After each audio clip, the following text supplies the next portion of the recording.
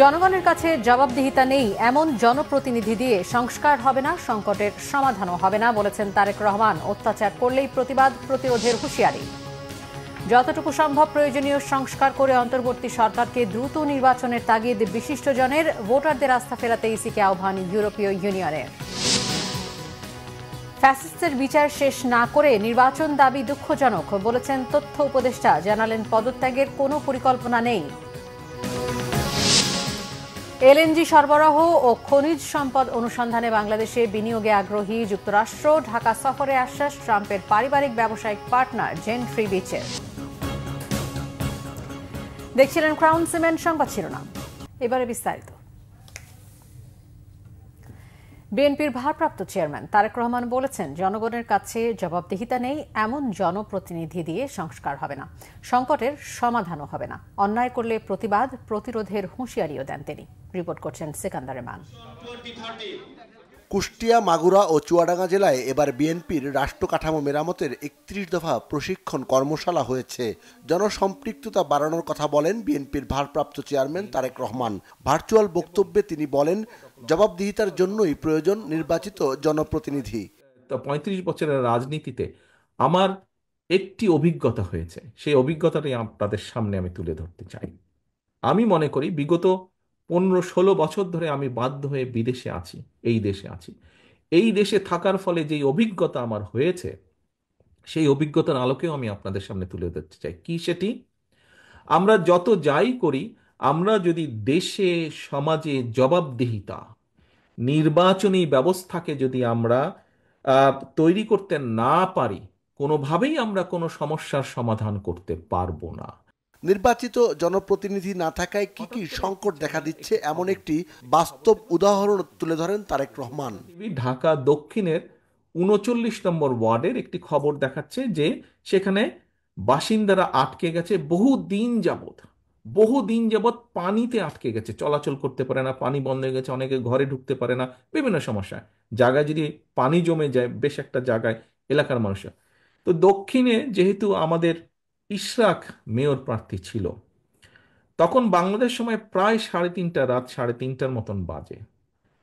আমি তার মধ্যে ইশরাককে ফোন দিলাম, কারণ সকালবেলা যদি আমি আবার ভুলে যাই, ইশরাককে আমি ফোন দিলাম। আমি বললাম যে, ইশরাক, এরকম একটা নিউজ দেখলাম, তো তুমি কালকে একটু যাও, যে বিষয়টা দেখো কি করা যায়, সমস্যার সমাধান করা যায়। ইশরাক পরের দিন গিয়েছে। এখন সহকর্মীবৃন্দ, এই ঘটনাটি বলার একটি লক্ষ্য বা উদ্দেশ্য আছে। দেখুন, এই মুহূর্তে আমরা জানি যে ঢাকা শহরে বা যেখানেই হোক, যদি প্রকৃত জনপ্রতিনিধি থাকতো, প্রকৃত ওয়ার্ড কমিশনার থাকতো, প্রকৃত মেয়র থাকতো, যারা আসলেই জনগণের ভোটে নির্বাচিত, তাহলে আমাকে কিন্তু ফোন করার দরকার হতো না। অত্যাচার করলে প্রতিবাদ ও প্রতিরোধের হুঁশিয়ারি দেন বিএনপির ভারপ্রাপ্ত চেয়ারম্যান। আমরা যতই সংস্কারের কথা বলি, আমরা যাই বলি না কেন, সমস্যার সমাধান করতে হবে তাদেরকে দিয়ে যাদের জবাবদিহিতা থাকবে জনগণের কাছে। ৩১ দফার মাধ্যমে জনগণের পাশে দাঁড়ানোর যে আমাদের শপথ, এই শপথকে লক্ষ্যভ্রষ্ট করার জন্য যদি কেউ এমন কোনো অন্যায় করে থাকে, তার বিরুদ্ধে প্রতিবাদ এবং প্রতিরোধ আমরা গড়ে তুলব। তারেক রহমান আরও বলেন, জনগণের ইচ্ছার প্রতিফলন ঘটাতে হলে জনগণের রাজনৈতিক অধিকার প্রতিষ্ঠা করা জরুরি। আপনারা স্বাস্থ্য নিয়ে আলাপ। সিকান্দার রেমান, বাংলা ভিশন, ঢাকা। যতটুকু সম্ভব প্রয়োজনীয় সংস্কার করে অন্তর্বর্তী সরকারকে দ্রুত নির্বাচনের তাগিদ দিয়েছেন বিশিষ্টজনরা। রাজধানীতে centre for governance studies CGS এর এক আলোচনায় এই তাগিদ দেন তারা। বলেন, রাজনৈতিক দলগুলোর মধ্যে বোঝাপড়া না হলে গণতন্ত্র প্রতিষ্ঠা হবে না, কোনো সংস্কারও কাজে আসবে না। বিস্তারিত ফজলে রাব্বির প্রতিবেদনে। Bangladesh institute of international and strategic studies মিলনায়তনে সকালে সিজিএস এর উদ্যোগে গণতান্ত্রিক পুনর্গঠনের জন্য সংলাপ শীর্ষক আলোচনায় অংশ নেন রাজনীতিবিদ, অর্থনীতিবিদ সহ বিভিন্ন সেক্টরের বিশিষ্টজনেরা। গেল 6 মাসে সরকারের কর্মতৎপরতায় বাস্তবসম্মত পরিবর্তন দৃশ্যমান নয় বলে অভিমত দেন বক্তারা। রাজনৈতিক দলগুলোর মধ্যে বোঝাপড়ার তাগিদ তাদের। আমরা এর উপর আস্থা রাখি না, ওর উপর আস্থা রাখি না বললেই হবে না, কারণ জগৎ কতগুলো নিয়মের মধ্যে দিয়ে চলে। সুতরাং জগতের নিয়ম বদলে দিয়ে কারো উপর আস্থা রাখি না বলে আমাদের সব এখনই করে ফেলতে হবে, এটা টেকসই হবে না। 5 আগস্টের পর অনেক কিছুই হয়েছে, কিন্তু ধর্মের ব্যাপারে কথা বলতে আমরা ভীত সন্ত্রস্ত হই। গণতন্ত্র হচ্ছে নাগরিকের অধিকার, অংশগ্রহণ থাকবে। শেখ হাসিনা অংশগ্রহণ থেকে বঞ্চিত করেছিল বলে তার পতন হয়েছে। বিগত সরকারের উন্নয়নকে ফাঁপা উল্লেখ করে সিপিডির নির্বাহী পরিচালক ডক্টর ফাহমিদা খাতুন বলেন, গণতন্ত্র ও উন্নয়নকে আলাদাভাবে দেখতে চেয়েছিল আওয়ামী লীগ সরকার। 6 মাস পরে আমরা যদি একটা লিস্ট নেই, তাহলে সফলতার জায়গাগুলো ইমিডিয়েট কার্যক্রমের জন্য সেখানে কিন্তু হতাশা আসে। বাস্তবতা মেনে দ্রুত নির্বাচন ব্যবস্থাকে ঢেলে সাজানোর পরামর্শ দেন নির্বাচন ব্যবস্থা সংস্কার কমিশনের প্রধান বদিউল আলম মজুমদার। যেই সংস্কারগুলো দরকার সেই সংস্কারগুলো করে নির্বাচন করে পরবর্তী সংস্কারগুলো যেগুলো বিশেষত যেখানে সংবিধান সংশোধনের প্রয়োজনীয়তা আছে সেখানে তো এই সরকার করতে পারবে না, সেই জন্য নির্বাচিত সরকারের প্রয়োজনীয়তা দেখা দেবে। দুবারের বেশি প্রধানমন্ত্রী হতে না পারা, দ্বিকক্ষ বিশিষ্ট পার্লামেন্ট সহ বিভিন্ন বিষয় উঠে আসে আলোচনায়। ফজলে রাব্বি, বাংলা ভিশন, ঢাকা। এদিকে ভোটারদের আস্থা ফেরাতে নির্বাচন কমিশনের প্রতি আহ্বান জানিয়েছে ইউরোপীয় ইউনিয়ন। সকালে রাজধানীর আগারগাঁওয়ে সফররত ইইউ গণতন্ত্র বিশেষজ্ঞ মাইকেল লিডার সিইসির সঙ্গে সাক্ষাৎ করেন। সভা শেষে সাংবাদিকদের সাথে কথা বলেন ইসি সচিব ও মাইকেল লিডার। এ সময় ইসির সিনিয়র সচিব আখতার আহমেদ বলেন, ইউরোপীয় ইউনিয়নের প্রতিনিধিরা দেশের বিভিন্ন অংশীজনের সাথে কথা বলেছেন। সব পর্যায়ে একটাই কথা, অবাধ, সুষ্ঠু ও গ্রহণযোগ্য নির্বাচনের আকাঙ্ক্ষা রয়েছে সব ক্ষেত্রে। প্রবাসী বাংলাদেশিদের ভোটাধিকার জটিল প্রক্রিয়া হলেও বিবেচনার আশ্বাস দেওয়া হয়েছে বলে জানান সচিব। বলেন, ইইউ প্রতিনিধিরা ভোটারদের মনে আস্থা ফেরানোর আহ্বান জানিয়েছেন। বিশেষ করে সচেতনতা ও যোগাযোগ প্রক্রিয়াকে আরও জোরদারের উপরে জোর দিয়েছেন তারা।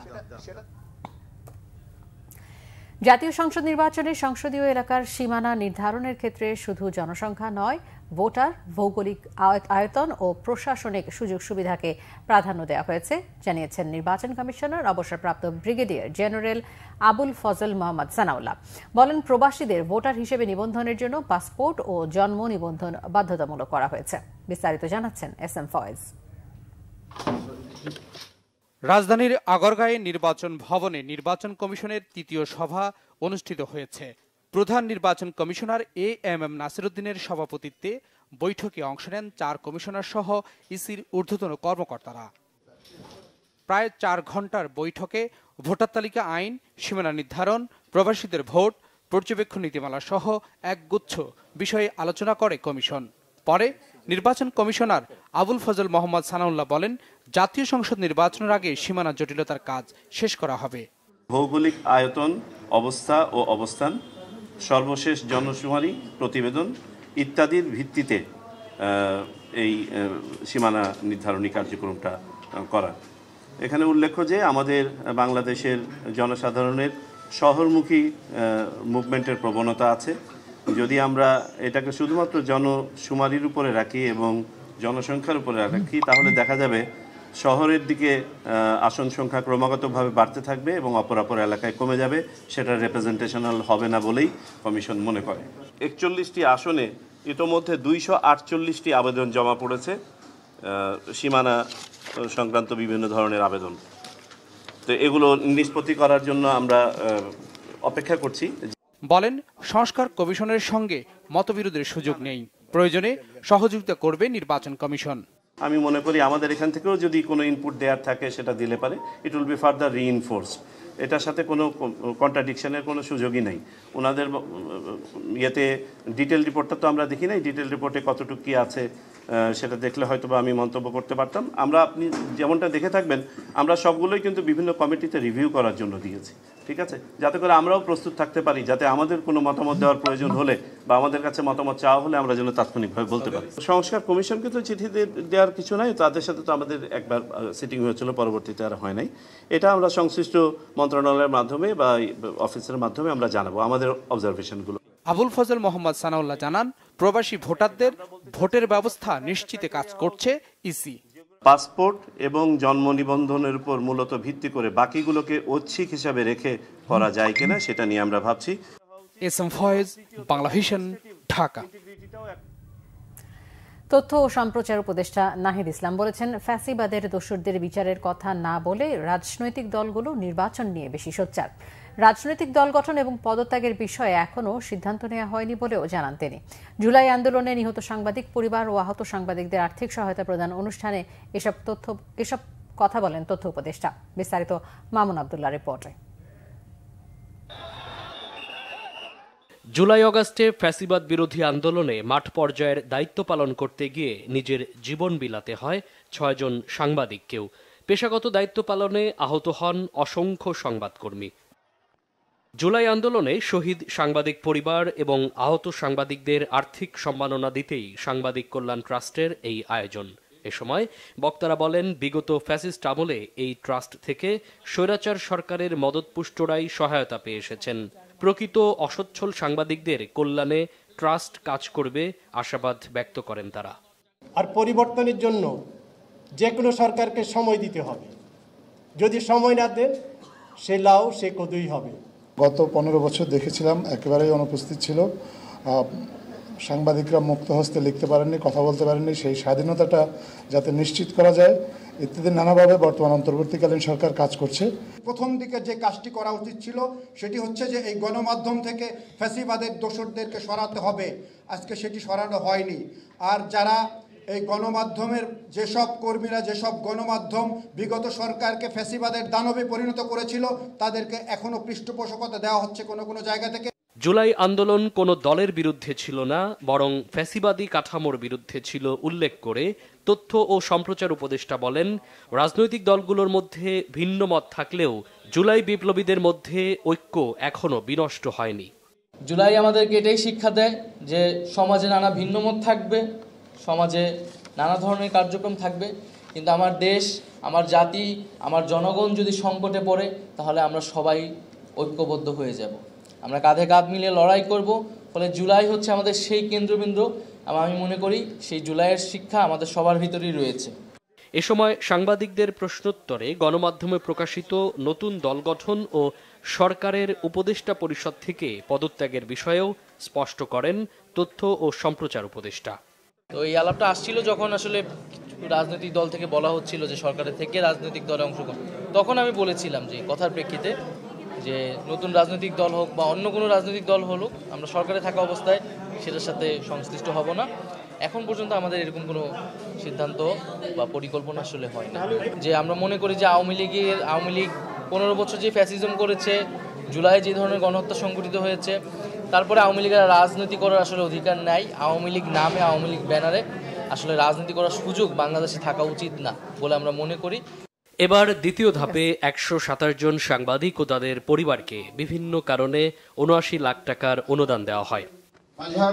মামুন আবদুল্লাহ, বাংলা ভিশন, ঢাকা। কওমি উদ্যোক্তা সম্মেলনে নারী সাংবাদিককে ঢুকতে না দেওয়ার দায় নিতে চান না ধর্ম উপদেষ্টা ডক্টর আফম খালিদ হোসেন। তিনি বলেন, আলেমদের মধ্যে কর্মসংস্থান সৃষ্টি হবে এবং আর্থিক সচ্ছলতা ফিরে আসবে, এমন ধারণা নিয়েই সেই সম্মেলনে গিয়েছিলেন তিনি। এদিকে জয়পুরহাটে নারী ফুটবল টুর্নামেন্টে হামলা এবং সাংস্কৃতিক কর্মীদের কর্মকাণ্ডে কোনো তৃতীয় পক্ষ বাধা দিয়ে একটি বিশেষ পরিস্থিতি তৈরি করতে চায়। এদের বিরুদ্ধে স্থানীয় প্রশাসন ব্যবস্থা নেবে বলেও জানান তিনি। মহিবুল্লাহ মহিবের রিপোর্টে বিস্তারিত।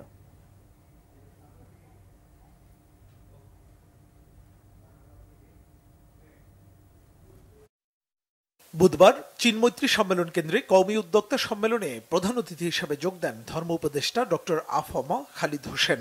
সেখানে ঢুকতে বাধা দেওয়া হয়েছে মর্মে একটি স্ট্যাটাস দেন এক নারী সাংবাদিক। এদিকে জয়পুরহাটে নারীদের ফুটবল খেলা পণ্ড করে দেয় মাদ্রাসা ছাত্ররা। বিষয়গুলো নিয়ে উপদেষ্টা পরিষদের বৈঠকে বিস্তর আলোচনা হয়।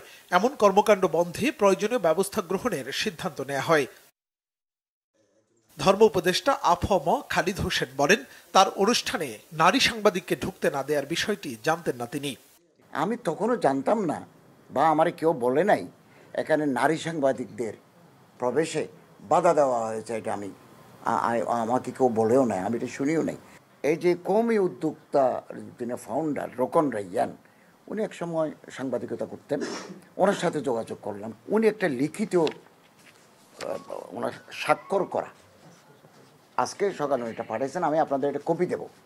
উনি ওখানে বলছেন আমাদের জানা মতে অনুষ্ঠান আয়োজন সংশ্লিষ্ট কোনো ব্যক্তি থেকে এরূপ কোনো ঘটনা ঘটেনি। আমাদের অজ্ঞাতে এরূপ কোনো ঘটনা ঘটে থাকলে সেজন্য আমরা আন্তরিকভাবে দুঃখ প্রকাশ করছি। এ ধরনের কোনো ঘটনার দায় কোনোভাবে অনুষ্ঠানের প্রধান অতিথি ধর্ম উপদেষ্টার নয়। জয়পুরহাটে নারী ফুটবলারদের ম্যাচ যারা পণ্ড করে দিয়েছে তাদের বিষয়টি খতিয়ে দেখা হচ্ছে বলেও জানান ধর্ম উপদেষ্টা। আর লোকাল পিপল যারা বাধা দিচ্ছেন তারা কারা এটাও আমরা জানি না কারা বাধা দিচ্ছে। এবং ওই কালচারাল মিনিস্টার যিনি ছিলেন উনিও আলোচনা করলেন যে এগুলো আসলে কারা করছে। তো এগুলো local administration, law enforcing agency যারা আছেন তারা একটু খতিয়ে দেখবেন। নারী অভিনেত্রীদের কাজ করতে সরকার বাধা দিচ্ছে না বলেও জানান আফম খালিদ হোসেন। অনৈতিক বা মুহিবুল্লাহ মুহিব, বাংলা ভিশন, ঢাকা। বৃহস্পতিবার প্রধান উপদেষ্টার সভাপতিত্বে উপদেষ্টা পরিষদের বৈঠক অনুষ্ঠিত হয়েছে। বৃহস্পতিবার প্রধান উপদেষ্টার তেজগাঁও কার্যালয়ে উপদেষ্টা পরিষদের বৈঠক হয়। এতে অর্থ উপদেষ্টা সালেউদ্দিন আহমেদ, আইন উপদেষ্টা আসিফ নজরুল, তথ্য উপদেষ্টা নাহিদ ইসলাম ও উপদেষ্টা মাহফুজ আলম সহ অন্যান্য উপদেষ্টা সহ সংশ্লিষ্ট কর্মকর্তারা উপস্থিত ছিলেন।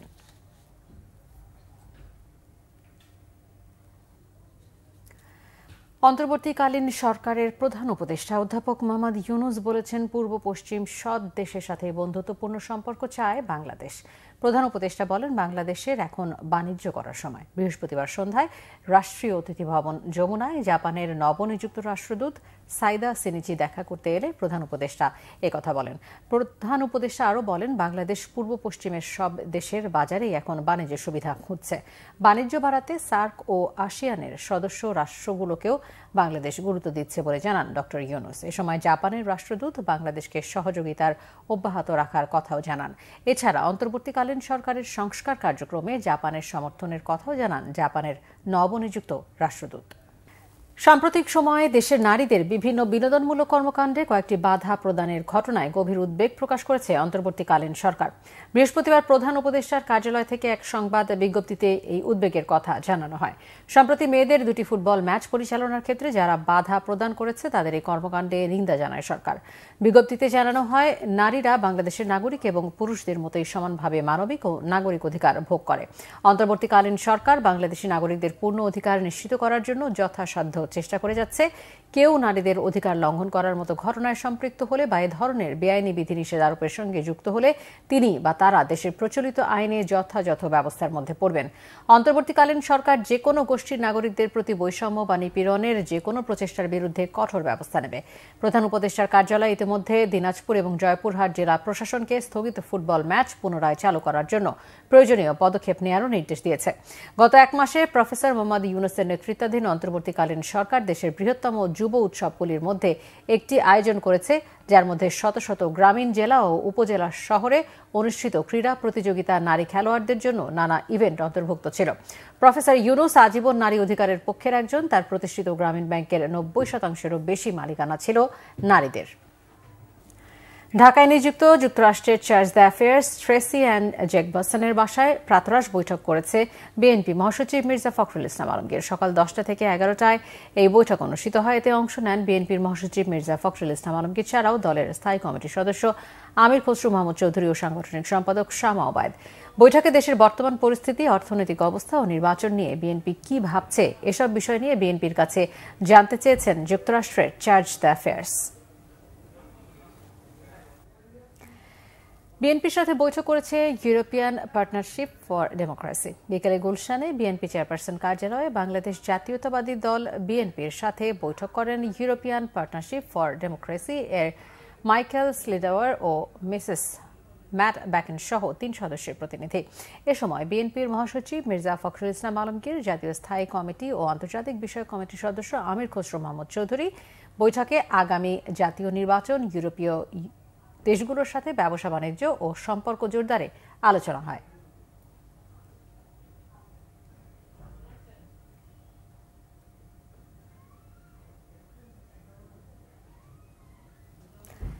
জুলাই আগস্টের গণহত্যার ঘটনায় এ পর্যন্ত 109 জনের বিরুদ্ধে পরোয়ানা জারি করেও গ্রেফতার মাত্র 35 জন। পরোয়ানাভুক্ত আসামিদের গ্রেপ্তারে পুলিশের গড়িমসি নিয়ে উষ্মা প্রকাশ করেছে আন্তর্জাতিক অপরাধ ট্রাইব্যুনাল। এদিকে ওসি আবুল হাসান ও এসি তানজিল আহমেদের পরবর্তী শুনানি 6 এপ্রিল নির্ধারণ করা হয়েছে। আহমেদ সারোয়ারের রিপোর্ট।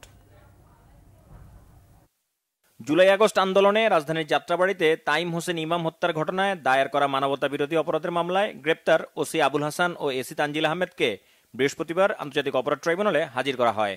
প্রসিকিউশনের আবেদনে তাদের বিরুদ্ধে তদন্ত শেষ করতে আরও 2 মাস সময় দেয় ট্রাইব্যুনাল। জানায় এ সময়ের মধ্যে তদন্ত শেষ করতে না পারলে কৈফিয়ত দিতে হবে তদন্ত সংস্থাকে। যাত্রাবাড়ি জোনের এসি ট্রাফিক তানজিল এবং যাত্রাবাড়ি থানার ওসি আবুল হোসেনদের ইনভেস্টিগেশন রিপোর্ট দাখিলের জন্য। তা আমরা ইনভেস্টিগেশন চালাচ্ছি। ইনভেস্টিগেশন রিপোর্ট দাখিলের জন্য 2 মাস সময় চেয়েছিলাম। অনারেবল ট্রাইব্যুনাল এটা মঞ্জুর করে 6 এপ্রিল দিন ধার্য করেছে। প্রসিকিউশন আদালতকে জানান পরোয়ানা জারির পরও আসামিদেরকে গ্রেপ্তার করে না পুলিশ। প্রসিকিউশনের এমন মন্তব্যে অসন্তোষ জানায় ট্রাইব্যুনাল, নির্দেশ দেয় প্রয়োজনীয় ব্যবস্থা নেয়ার। ইনভেস্টিগেশন এর বিষয়ে বা ওয়ারেন্টের বিষয়ে ট্রাইব্যুনাল এবং প্রসিকিউশনে যে কথাবার্তাগুলো হচ্ছে এগুলা ওপেনলি বলার প্রয়োজনীয়তা আছে বলে আমি মনে করি না। এটা বলতে চাচ্ছি না। না, প্রক্রিয়া এক্সিকিউশনের প্রক্রিয়া নিয়ে উনি আলোচনা করেছেন আমাদের সাথে। সন্তুষ্টি অসন্তুষ্টির কোনো বিষয় নাই, কি প্রক্রিয়াই হবে সেটা। হ্যাঁ, তবে এটা ঠিক যে এক্সিকিউশনটা কার্যকর হয় নাই, সেটা যেন হয় দ্রুত, সেই ব্যবস্থা নিতে উনি অনুরোধ আমাদেরকে বলেছেন। এটা সন্তুষ্টি বা অসন্তুষ্টির বিষয় না। আমরা সংশ্লিষ্ট কর্তৃপক্ষের সাথে কথা বলবো যে কেন গ্রেপ্তার হয়নি। এদিকে জুলাই আগস্ট হত্যাকাণ্ডে জড়িত থাকার অভিযোগে আরও 3 জনের বিরুদ্ধে গ্রেপ্তারি পরোয়ানা জারি করেছে আন্তর্জাতিক অপরাধ ট্রাইব্যুনাল। আহমেদ সারোয়ার, বাংলা ভিশন, ঢাকা। বৈষম্য বিরোধী ছাত্র আন্দোলনে সাভারে শহীদ হন শাইখ শাহাবুল ইয়ামিন। মামলার পর তদন্তে নিজের বাহিনীর অভিযুক্ত সদস্যদের নির্দোষ দাবি করে প্রতিবেদন দিয়েছেন পুলিশের 3 তদন্ত কর্মকর্তা। তদন্ত করতে গিয়ে পুলিশ সদস্য ছাড়া প্রত্যক্ষদর্শী, আন্দোলনকারী ও সাংবাদিকদেরও কোনো সাক্ষ্য নেননি তারা। অথচ ভিডিও ফুটেজে বিশ্ববাসী দেখেছেন ইয়ামিনের প্রতি পুলিশের ভয়ঙ্কর বর্বরতা। এ ঘটনায় ক্ষোভ প্রকাশ করে প্রতিবেদন বাতিল করেছে স্বরাষ্ট্র ও সশস্ত্র বিভাগ। বরখাস্তের সুপারিশ করেছে তদন্তে থাকা 3 কর্মকর্তাকে। বৈষম্য বিরোধী ছাত্র আন্দোলনের শহীদ শাইখ আসহাবুল ইয়ামিন হত্যায় পুলিশ জড়িত নয় বলে প্রতিবেদন দিয়েছে পুলিশের তদন্ত কমিটি। অভিযোগ উঠেছে 3 তদন্ত কর্মকর্তা যাদের পুলিশ সহকর্মীদের বাঁচাতে পক্ষপাতমূলক প্রতিবেদন দিয়েছেন, একই সাথে ইয়ামিনকে সন্ত্রাসী আখ্যায়িত করেছে। কেউ কেউ বলছেন শেখ হাসিনার আমলে পুলিশের যে নৈতিক অবক্ষয় হয়েছে, গণ অভ্যুত্থানের পরেও তারা সেখান থেকে বেরিয়ে আসতে পারেনি, বরং কঠিন চাপে থাকলেও মাঝে মাঝে তাদের নষ্ট চরিত্র প্রকাশ পাচ্ছে। নির্মম ওই হত্যার ঘটনায় আন্তর্জাতিক অপরাধ ট্রাইব্যুনালে শেখ হাসিনা সহ 78 জনের বিরুদ্ধে অভিযোগ দায়ের করেন মোহাম্মদ আবদুল্লাহ আল মুনকাদির। তদন্ত শুরু হয়। প্রতিবেদনে পুলিশের সাক্ষ্যে বলা হয়েছে, ইয়ামিন এপিসি কারে উঠলে বাইরে থেকে সন্ত্রাসীরা গুলি করে, এতে সে কারের উপর লুটিয়ে পড়ে। এএসআই মোহাম্মদ আলী ছাদ থেকে নামাতে গিয়ে হাত ফসকে পড়ে যায় ইয়ামিন। কারণ হিসেবে উল্লেখ করেছেন তার হাতে ব্যথা ছিল। চিকিৎসার জন্য রোড ডিভাইডার পার করে দেয় যেন ইয়ামিনকে জনগণ হাসপাতালে নিয়ে যেতে পারে। পুলিশের এই বক্তব্যের সাথে ভিডিও ফুটেজের কোনো মিল পাওয়া যায়নি। স্বৈরাচার ফ্যাসিস্ট শেখ হাসিনার পক্ষ নিয়ে আন্দোলনকারীদের ভয় দেখাতে ইয়ামিনকে ব্লু রঙের এপিসি কারের উপর রেখে সড়ক টহল দেয় পুলিশের সদস্যরা। একই সাথে চলে ছাত্র জনতার উপর গুলি। কিছুক্ষণ পর এপিসির অবস্থান বদলে সাভারে রানা প্লাজা ও ভ্যাট অফিসের মাঝামাঝি গিয়ে থামে। সাজোয়া যানের ভেতর থেকে পুলিশের এক সদস্য বাম দিকের দরজা খুলে দেন। তখন আরেকজন সদস্য এপিসি কারের উপরে ঢাকনা খুলে উপরে উঠে ইয়ামিনকে টেনে হিচড়ে সড়কে ফেলে দেন। ওই সময় ইয়ামিন জীবিত ছিল। গুলিবিদ্ধ শাইখ ইয়ামিনকে সর্বশক্তি দিয়ে প্রচণ্ড কষ্টে নিঃশ্বাস নিতে তখনও দেখা যায়। পরনে ছিল একটি নেভি ব্লু কালারের ট্রাউজার এবং গায়ে অনেকটা খয়েরি রঙের জামা। এপিসি থেকে তাকে ফেলে দেওয়া হলে তার 2 হাত 2 দিকে পড়ে, আর একটি পা ভাঁজ হয়ে পড়ে। আরেক পা এপিসির বাঁদিকের চাকার সঙ্গে আটকে যায়। মৃত ভেবে পায়ে গুলি না করে রাস্তার উপরের এক প্রান্ত থেকে অপর প্রান্তে টেনে নিয়ে রোড ডিভাইডারের পাশে ফেলে দেন। এরপর আরও 2 জন পুলিশ সদস্য এপিসি থেকে নেমে তাকে মূল সড়ক থেকে টেনে সড়ক বিভাজকের উপর দিয়ে সার্ভিস লেনে ফেলে দেয়। পুলিশের এই প্রতিবেদনে গভীর বিস্ময় প্রকাশ করে স্বরাষ্ট্র মন্ত্রণালয় বলছে, চরম পক্ষপাতমূলক এ প্রতিবেদন অগ্রহণযোগ্য। শহীদ ইয়ামিনের প্রতি পুলিশের এমন আচরণকে ভয়ঙ্কর বর্বরতার বহিঃপ্রকাশ বলে প্রতিবেদন দিয়েছে সশস্ত্র বাহিনী বিভাগ। স্বরাষ্ট্র মন্ত্রণালয় সূত্র বাংলাভিশনকে জানিয়েছে, পুলিশের দেওয়া প্রতিবেদন নিয়ে স্বরাষ্ট্র মন্ত্রণালয়ে সভা হয়েছে। সেখানে বলা হয়েছে, পুলিশের তদন্ত প্রতিবেদনের সঙ্গে ইয়ামিন হত্যাকাণ্ডের বিষয়ে সামাজিক যোগাযোগ মাধ্যমে ছড়িয়ে পড়া ভিডিও ক্লিপের কোনো মিল নেই। ফলে প্রতিবেদনটি নির্ভুলতা ও সত্যতা নিয়ে সন্দেহ রয়েছে। এছাড়া তদন্ত করতে গিয়ে তদন্ত কর্মকর্তারা শুধু পুলিশ সদস্যের বক্তব্য নিয়েছেন। তারা কোনো প্রত্যক্ষদর্শী জনগণ কিংবা সংবাদকর্মীর সাক্ষ্য নেননি, যা তদন্ত প্রক্রিয়াকে পক্ষপাতদুষ্ট ও অগ্রহণযোগ্য হিসেবে উপস্থাপন করে। তদন্তকারী পুলিশ কর্মকর্তারা তদন্তকালে অপেশাদার সুলভ কর্মকাণ্ড সহ দায়িত্বের চরম অবহেলা করেছেন। এই প্রেক্ষিতে কমিটির 3 পুলিশ সদস্য তাদের উপর অর্পিত দায়িত্ব পেশাদারিত্বের সঙ্গে পালন না করায় এবং চরম দায়িত্ব অবহেলা করায় তাদের চাকরি হতে বরখাস্ত করা সহ বিভাগীয় ব্যবস্থা গ্রহণের জন্য জননিরাপত্তা বিভাগের রাজনৈতিক শাখাকে অনুরোধ জানানো হয়েছে। নিয়াজ মখদুম, বাংলাভিশন, ঢাকা। এলএনজি এবং খনিজ সম্পদ অনুসন্ধানে বাংলাদেশে বিনিয়োগ করতে চায় মার্কিন যুক্তরাষ্ট্র। মার্কিন প্রেসিডেন্ট ডোনাল্ড ট্রাম্পের পারিবারিক ব্যবসায়িক পার্টনার ও ধনকুবের জেন্ট্রি বিচ ঝটিকা সফরে ঢাকাকে এ বিষয়ে আশ্বস্ত করেছেন। সফরের প্রধান উপদেষ্টা বিনিয়োগ উন্নয়ন কর্তৃপক্ষ, বিডা, গভর্নর, জামায়াত সহ গুরুত্বপূর্ণ ব্যক্তিদের সাথে বৈঠক করেন। রিপোর্ট সৈয়দ আব্দুল মোহিতের। বৃহস্পতিবার সকালে পাকিস্তান থেকে ব্যক্তিগত বিমানে 12 ঘন্টার ঝটিকা সফরে ঢাকায় আসেন মার্কিন প্রেসিডেন্ট ডোনাল্ড ট্রাম্পের পারিবারিক ব্যবসায়িক পার্টনার ও ধনকুবের জেনেট্রি বিচ। বিমানবন্দর থেকে সরাসরি আসেন হোটেল ইন্টারকন্টিনেন্টালে। বাংলাদেশ বিনিয়োগ উন্নয়ন কর্তৃপক্ষের পক্ষ থেকে তাকে উষ্ণ অভ্যর্থনা দেয়া হয়।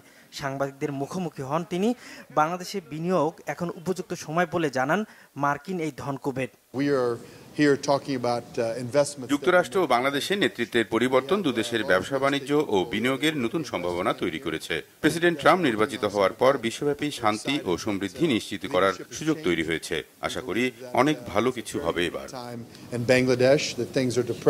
বিডার আমন্ত্রণে দুপুর 2:30টায় জামাতের নায়েবে আমির ডাক্তার সৈয়দ আব্দুল্লাহ মোহাম্মদ তাহের এবং উপদেষ্টা মাহফুজ আলমের সাথে বৈঠক হয় মার্কিন বিনিয়োগ নিয়ে। তারা মেনলি মিনারেলস এবং এক্সপ্লোরেশন অফ গ্যাস এসব ব্যাপারেই বেশি ইন্টারেস্টেড। আমরা তো কোনো খারাপ প্রভাব ইতিমধ্যে দেখিনি। আশঙ্কা করা হয়েছিল অনেক কিছুই, কিন্তু world policy, world politics, world business ট্রেন্ডটা ঠিক এরকম না যে একজন ব্যক্তির জন্য এরকম, অন্য ব্যক্তির জন্য এরকম। এগুলো একটা ইন্টারন্যাশনাল পলিসি অ্যাটিটিউড নির্ভর করে। আমি মনে করি কোনো নেগেটিভ প্রভাব হবে না। আর আজকে যিনি লিড করছেন উনি বলেছেন he is very close to the Donald Trump family এবং ডোনাল্ড ট্রাম্পের ছেলের সাথে উনি ব্যবসা করেন। তো এটা তো একটা পজিটিভ ইন্ডিকেশন বাংলাদেশের জন্য। আমি মনে করি সম্পর্ক উন্নতি হবে গ্র্যাজুয়ালি। সফরে প্রধান উপদেষ্টা ডক্টর মোহাম্মদ ইউনূসের সাথে বৈঠক হয় মার্কিন ধনকুবের। বৈঠক হয় বাংলাদেশ ব্যাংকের গভর্নরের সাথেও। মার্কিন ধনকুবের জেনেট্রি বিচ বিশ্বের 46টি দেশে এলএনজি ও খনিজ সম্পদ অনুসন্ধান সহ নানা ক্ষেত্রে বিনিয়োগ করে থাকেন। সৈয়দ আব্দুল মোহিত, বাংলাভিশন, ঢাকা। নবায়নযোগ্য জ্বালানির ব্যাপক সম্ভাবনা থাকলেও নীতি ও বিনিয়োগের কারণে বারবার হোঁচট খাচ্ছে বাংলাদেশ। নবায়নযোগ্য জ্বালানি উদ্যোক্তা ও বিশেষজ্ঞরা বলছেন, কৃষি জমি নষ্ট না করেই বিদ্যুৎ উৎপাদন সম্ভব। শিল্প খাতে বিদ্যুৎ ব্যবহারের সাশ্রয়ী, টেকসই নতুন প্রযুক্তি ব্যবহারের তাগিদও বিশেষজ্ঞদের। রিপোর্ট রিশান নাসরুল্লাহ। পরিবেশ বিপর্যয় ঠেকাতে বিশ্বজুড়েই জীবাশ্ম জ্বালানির ব্যবহার কমাতে চলছে নানান গবেষণা। এ কারণে গত 1 দশকে উন্নত বিশ্বে বেড়েছে নবায়নযোগ্য জ্বালানির ব্যবহার। গেল আওয়ামী লীগ সরকার দেশে নবায়নযোগ্য জ্বালানির কথা বললেও বিদ্যুৎ উৎপাদনে ব্যবহার বাড়িয়েছে কয়লার। অন্যদিকে রাজনৈতিক পরিচয়ে দলীয় ব্যক্তিদের হাতে তুলে দেওয়া হয়েছে নবায়নযোগ্য জ্বালানি দিয়ে বিদ্যুৎ উৎপাদন কার্যক্রমকে। যদি রিনিউয়েবলস করি আমি তো বাঁচতেছি, বিদ্যুৎও পেলাম, তাহলে আমরা কেন যাব কয়লাতে? একটাই কারণ, সেটা কি? কয়লাতে পয়সা পাওয়া যায় পকেটে, নিজের পকেটে। রাষ্ট্র তো হারাচ্ছেই, মানুষ হারাচ্ছে, পশু পাখি, পুকুর, নদী সব ধ্বংস হচ্ছে, প্লাস আমার পয়সা হচ্ছে। এফিসিয়েন্সি তো বাড়তেছে ডেইলি। এখন যে এফিসিয়েন্সি আছে, আমার 1 একরে 1.5 মেগাওয়াট সোলার বসে, তাই না? 1 একরে 1 মেগাওয়াটে আমি ধরলাম আপাতত। যদি বলে তাহলে আমার 20,000 হলে একরে তো আমার হয়ে যায়, বা 40 একর, তো 40 একর আমি এই সারা দেশে 40 একর হচ্ছে 10.1% of the total land, 0.1% of the total land. তো এই ল্যান্ড কি আমি পাবো না? খাস পরিত্যক্ত অনেক জায়গা আমাদের আছে, তাহলে জায়গা ইজ নট এ প্রবলেম। গত সরকার ফার্স্ট ব্যর্থতা হলো যে তারা সোলার এনার্জি আনার পরে রেসিডেন্সিয়াল এরিয়াতে 10% দেওয়ার পরে, টোটাল ডিমান্ডে 10% দেওয়ার পরে কিন্তু সেটা মনিটরিং নাই। দেখেন কি কোনো বাসায় কিন্তু সোলার এনার্জি চলছে না, তারা পারমিশন নিয়েছে, কেউ আবার নতুন বিক্রি করে দিয়েছে, ট্রান্সফার হয়ে গেছে আরেক বিল্ডিংয়ে, এটা কোনো মনিটরিং নাই। এটা সরকার ছিল টোটালি ব্যর্থতা। সোলার এনার্জি আনার জন্য কিন্তু সবাই রেডি আছে, ইন্ডাস্ট্রিয়াল সেক্টরগুলো, যেমন আমাদের ইন্ডাস্ট্রির যে রোফিং শিটাসগুলো আছে, রোফ সাইডটা যে ছাদগুলো আছে, এই ছাদগুলো যদি আমরা ইউজ করি, আমি মনে করি মিনিমাম 2000 মেগাওয়াট বিদ্যুৎ উৎপাদন করা যাবে। দেশে কৃষি জমি নষ্ট না করে সৌর বিদ্যুৎ উৎপাদন সম্ভব বলে জানান বিশেষজ্ঞরা। বলছেন নতুন প্রযুক্তি ব্যবহারে নীতিমালা তৈরি হলে বায়ু বিদ্যুতের ব্যাপক সুযোগ তৈরি হবে। মনে করি যে বিনিয়োগটাই সবচেয়ে বড় জায়গা, যেখান থেকে দুটো ঘটনা ঘটতে পারে। সেটি হলো যে একদিকে বিদ্যুতে বা জ্বালানির যে সমস্ত নবায়নযোগ্য প্রযুক্তি রয়েছে, সেই প্রযুক্তিগুলো আসলে সেগুলো উৎপাদনের জন্য কারখানা স্থাপন, তো সেটা একটা বড় আসলে গেম চেঞ্জার হতে পারে। আবার একই সঙ্গে আমরা কিন্তু দেশের বাইরে রপ্তানিও করতে পারবো তখন। তো একদিকে বৈদেশিক মুদ্রা আমরা অর্জন করতে পারবো, অন্যদিকে দেশের ভিতরে যে এই নবায়নযোগ্য বিদ্যুৎ জ্বালানি সেগুলো সম্প্রসারণ, সেই কাজও করতে পারবো। আসলে নবায়নযোগ্য বিদ্যুৎ জ্বালানি তো আসলে জ্বালানি বিদ্যুতের ভবিষ্যৎ। এই ক্ষেত্রে প্রধান বাধা হচ্ছে সরকারি পলিসি মেকাররা, কি তারা ব্যাটারিটা কিন্তু এখনো ট্যাক্স ভ্যাট ইত্যাদি সব রাখছে। আর এই ন্যাশনাল ডেভেলপমেন্টে সব দেশে এইসব ট্যাক্স ভ্যাট মাফ করে দেয়, তুমি রিটার্নটা দেখতে হবে। আমি তেল কিনতে পারতেছি না, এলএনজি কিনতে পারতেছি না, ডলার ক্রাইসিস, আমি পাবলিক লোডশেড হবে, আমার কি দরকার? I do not need tax VAT from this battery. ব্যাটারিটা আমি ছেড়ে দিই, ব্যাটারি যদি ছেড়ে দিই তাহলে 24 আওয়ার্স আমি সার্ভে করবো। দেশে বর্তমানে নবায়নযোগ্য জ্বালানি দিয়ে প্রায় 1500 মেগাওয়াট বিদ্যুৎ উৎপাদন হচ্ছে। এর মধ্যে সৌর বিদ্যুৎ থেকে সরবরাহ হচ্ছে 1200 মেগাওয়াট, আর জল বিদ্যুতের সক্ষমতা 230 মেগাওয়াট। রিশান নাসরুল্লাহ, বাংলা ভিশন, ঢাকা। মাগরিবের নামাজের পর আইন বয়ানের মাধ্যমে শুরু হয়েছে 58তম বিশ্ব ইজতেমা। অংশ নিচ্ছেন মাওলানা জুবায়েরপন্থী হিসেবে পরিচিত সোয়ারি নিজামের মুসল্লিরা। আগামী 3 দিন দেশ বিদেশের আলেমদের বয়ান শুনে আর ইবাদত বন্দেগীতে মশগুল থাকবেন মুসল্লিরা। গাজীপুর থেকে মীর মোহাম্মদ ফারুকের তথ্যছবিতে ডেস্ক রিপোর্ট। গাজীপুরের তুরাগ তীরে বৃহস্পতিবার বাদ মাগরিব শুরু হয়েছে 58তম বিশ্ব ইজতেমার প্রথম পর্ব। বিভিন্ন খিত্তায় অবস্থান নিয়েছেন ধর্মপ্রাণ মুসল্লিরা। প্রথম ধাপে অংশ নিচ্ছে 41টি জেলার সুরাই নেজামের মুসল্লিরা। আরবি দিন গণনার হিসাব অনুযায়ী বৃহস্পতিবার সন্ধ্যায় ইজতেমার আনুষ্ঠানিকতা শুরু হয়েছে বলে জানিয়েছেন আয়োজকরা।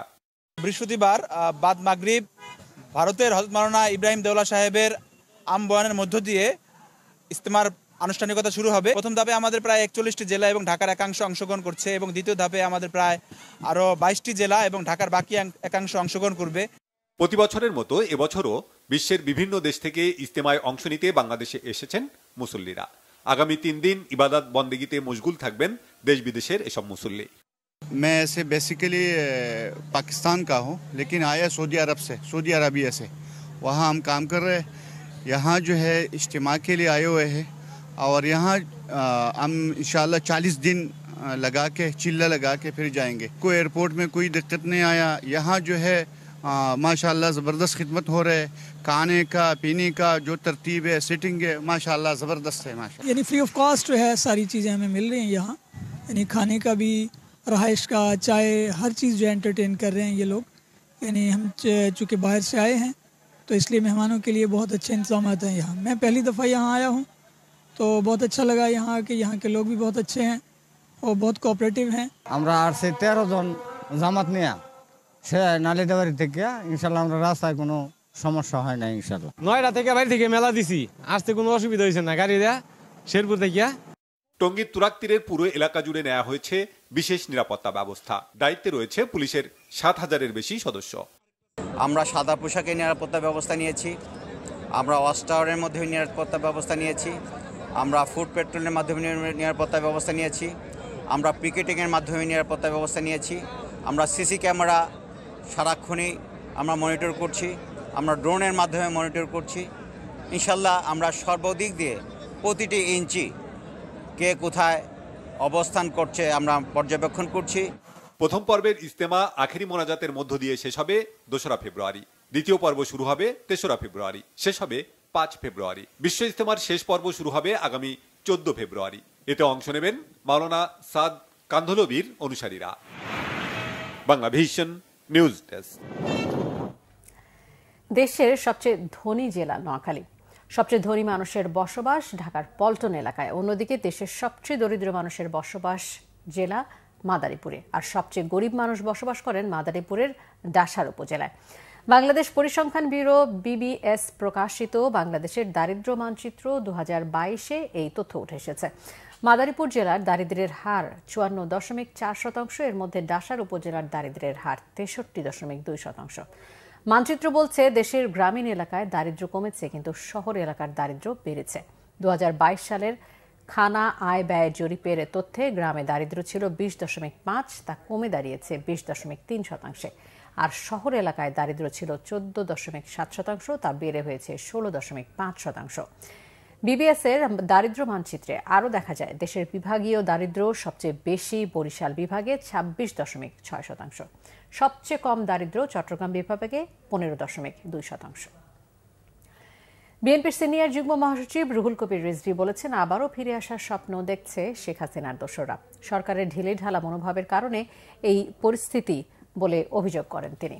বিএনপির ভারপ্রাপ্ত চেয়ারম্যান তারেক রহমানের নির্দেশে প্রতিবন্ধী রিকশা চালক মামুনের জন্য আমরা বিএনপি পরিবারের পক্ষ থেকে আর্থিক সহায়তা অনুষ্ঠানে রুহুল কবির রিজভী এসব কথা বলেন। নয়াপল্টন বিএনপির কেন্দ্রীয় কার্যালয়ের সামনে আয়োজিত অনুষ্ঠানে রিজভী বলেন, যারা ছাত্র জনতাকে নির্বিচারে গুলি চালিয়ে হত্যা করেছে তাদের গ্রেফতার করা হচ্ছে না। বিভিন্ন জায়গায় মামলায় বিএনপি নেতাকর্মীদের নাম দিচ্ছে। রাষ্ট্রবাদী হয়ে কেন ছাত্র জনতার হত্যাকারীদের বিরুদ্ধে ব্যবস্থা নিচ্ছে না, এমন প্রশ্ন তোলেন বিএনপির এই নেতা। পুতুল জয়ের প্রতিষ্ঠান সূচনা ফাউন্ডেশন, বিনিময় প্রতিষ্ঠান, এসবের বিরুদ্ধে কেন ব্যবস্থা নেওয়া হচ্ছে না বলেও প্রশ্ন তোলেন তিনি।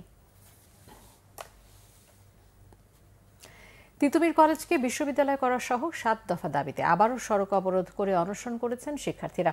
এতে মহাখালী গুলশান সড়কে যান চলাচল বন্ধ হয়ে যায়। তীব্র ভোগান্তিতে পড়েন চালক ও যাত্রীরা। দাবি না মানা পর্যন্ত সড়ক ছাড়বে না বলে জানায় শিক্ষার্থীরা। তাইমুর রশিদের রিপোর্ট। 48 ঘন্টার আলটিমেটাম শেষে বুধবার বিকেল থেকে স্বতন্ত্র বিশ্ববিদ্যালয়ের দাবিতে কলেজের মূল ফটকের সামনে আমরণ অনশনে বসে তিতুমীর কলেজের কয়েকজন শিক্ষার্থী। প্রায় 19 ঘন্টা পার হয়ে গেলেও দাবি আদায়ের উদ্যোগ না নেয় বৃহস্পতিবার সকাল 11:30টার দিকে কলেজের সামনের মহাখালী গুলশান সড়ক অবরোধ করে শিক্ষার্থীরা। আমরণ অনশন রূপ নেয় অবরোধ আর বিক্ষোভে। এ সময় তিতুমীর কলেজকে স্বতন্ত্র বিশ্ববিদ্যালয়ের স্বীকৃতি দিয়ে একাডেমিক ক্যালেন্ডার প্রকাশ সহ 7 দফা দাবি জানান শিক্ষার্থীরা। যতক্ষণ পর্যন্ত আমাদের দাবি আদায় হচ্ছে আমরা ততক্ষণ পর্যন্ত রাজপথ ছাড়বো না। আমাদের আজকের যে দাবি, আমাদের কিন্তু সম্পূর্ণ যৌক্তিক দাবি, তিতুমীর ভার্সিটির দাবি। আমাদের এই ক্যাম্পাসকে রাষ্ট্রীয় স্বীকৃতি দিতে হবে। দীর্ঘ সময় অনশনে অসুস্থ হয়ে পড়েছেন কয়েকজন শিক্ষার্থী। দুপুর 1:30টার দিকে কলেজের অধ্যক্ষ সহ কয়েকজন শিক্ষক শিক্ষার্থীদের বোঝাতে আসলে তোপের মুখে পড়েন তারা। আমাদের বিনীত অনুরোধ, তোমরা রাস্তা ছেড়ে দাও, রাস্তাটা ছেড়ে দাও, জনগণকে ভোগান্তি না করে এখানে আসো। আমরা তোমাদের মন্ত্রণালয়ে আমরা কথা বলতেছি। এ সময় সড়ক অবরোধের জন্য কলেজ প্রশাসনকে দায়ী করে শিক্ষার্থীরা। বিকেল 3টার দিকে সংবাদ সম্মেলন করে দাবি আদায় না হওয়া পর্যন্ত সড়ক অবরোধ ও গণ অনশন কর্মসূচির ঘোষণা দেন শিক্ষার্থীরা। আমাদের তিতুমীর কলেজের প্রশাসনের অসহযোগিতা এবং আমাদের নিয়ে ওনারা তুচ্ছ তাচ্ছিল্য করার কারণে আমরা আমাদের কর্মসূচি তিতুমীরের গেট থেকে রাজপথে আসছি। আমরা গণ অনশন হিসাবে তিতুমীরের সকল শিক্ষার্থী আমরা এখানে বসেছি। রাষ্ট্রকে ইউনিভার্সিটি দিতে হবে এবং এই অপদার্থ অথর্ব প্রশাসনকে এখান থেকে বিতাড়িত করতে হবে। এদিকে অবরোধের কারণে মহাখালী গুলশান সড়কে যান চলাচল বন্ধ হয়ে যাওয়ায় তৈরি হয় তীব্র যানজট। এতে চরম ভোগান্তিতে পড়েন চলাচলকারীরা। ডকুমেন্টগুলো নিয়ে বের হয়েছে ব্যাংকের, স্টুডেন্টদের, এগুলো নিয়ে তারাও ভোগান্তির মধ্যে আছে। আমি এখন স্কুলে যাবো, স্কুলে যেতে পারছি না, ওপর থেকে দাঁড়িয়ে রয়েছে আমার জন্য, কিন্তু অনেকক্ষণ ধরে এইভাবে দাঁড়িয়ে আছে। মালিক ইনকাম করো আর কখন নিজে বেতন পাবো, আজকে কোনো বেতন মতন পাবো না, কোনো কিছুই পাবো না। যাইতে পারতেছি না, আমাদের আজকে রিজিক বন্ধ, এই রিজিকটা কে দিবে? তাইমুর রশিদ, বাংলা ভিশন, ঢাকা। সংবাদ শেষ করব ক্রাউন সিমেন্ট শিরোনামগুলো আরো একবার জানিয়ে। জনগণের কাছে জবাবদিহিতা নেই এমন জনপ্রতিনিধি দিয়ে সংস্কার হবে না, সংকটের সমাধানও হবে না বলেছেন তারেক রহমান। অত্যাচার করলেই প্রতিবাদ প্রতিরোধের হুঁশিয়ারি। যতটুকু সম্ভব প্রয়োজনীয় সংস্কার করে অন্তর্বর্তী সরকারকে দ্রুত নির্বাচনের তাগিদে বিশিষ্টজনের ভোটারদের আস্থা ফেরাতে ইসিকে আহ্বান ইউরোপীয় ইউনিয়নের। ফ্যাসিস্টের বিচার শেষ না করে নির্বাচন দাবি দুঃখজনক বলেছেন তথ্য উপদেষ্টা। জানালেন পদত্যাগের কোনো পরিকল্পনা নেই।